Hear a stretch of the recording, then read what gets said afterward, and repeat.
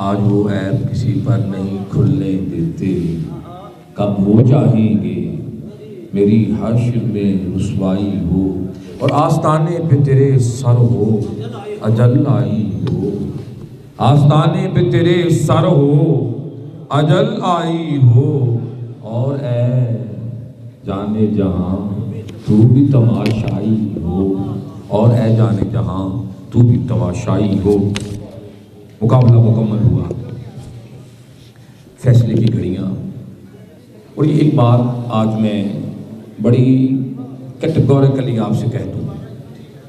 کہ جس بندے کو یہ قلم دیا جاتا ہے کہ آپ نے ججمنٹ کرنی ہے، پھر اس کے سامنے کوئی تعلق نہیں ہوتا، اس کی نظروں میں کوئی رشتہ نہیں ہوتا، وہ جو فیصلہ کرتا ہے وہ حق پر مبنی ہوتا ہے، پھر وہ جو لکھتا ہے وہ حق پر مبنی ہوتا ہے۔ تو آج کے ججز نے جو فیصلے کیے، یعنی یوں سمجھ لیں اگر میں بطور ناقد ہی بات کروں تو وہ بہترین فیصلے ہیں، بہترین فیصلے ہیں۔ تو میں نے شروع میں کہا تھا کہ دل کو چھوٹا، وہ جو فیصلے ہیں وہ ججز نے اپنی کمال مہارت، اور یہ جو دو شخصیات ہیں میں بارے دیگر یہ الفاظ آپ کے سامنے رکھوں کہ انہوں نے اپنی زندگی کا بہت سا حصہ مالک کے کرم سے، لم یزل کی توفیق سے، اور سید کائنات کی عقیدت میں، ان کی بارگاہ میں، ان کے حضور ہدیہ نعت پیش کرتے گزارا ہے۔ تو لہٰذا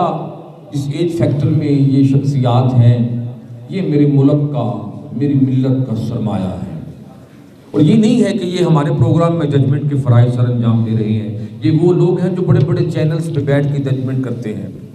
بڑے بڑے کالجز میں جا کے ججمنٹ کرتے ہیں۔ تو میں تحسین پیش کرتا ہوں ان احباب کو، میں تحسین پیش کرتا ہوں ان شخصیات کو کہ جنہوں نے ہر چیز کو بالائے طاق رکھتے ہوئے حق پر مبنی فیصلے کیے ہیں۔ لیکن جس نے بھی یہاں آ کر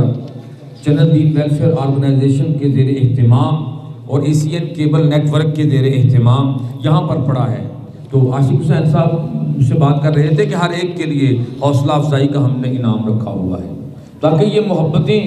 انہیں یاد دلاتی رہیں کہ انہوں نے چنن دین ویلفیئر آرگنائزیشن کے زیر اہتمام اور ایشین کیبل نیٹ ورک کے زیر اہتمام بارگاہ مصطفیٰ کریم میں ہدیہ نعت پیش کی۔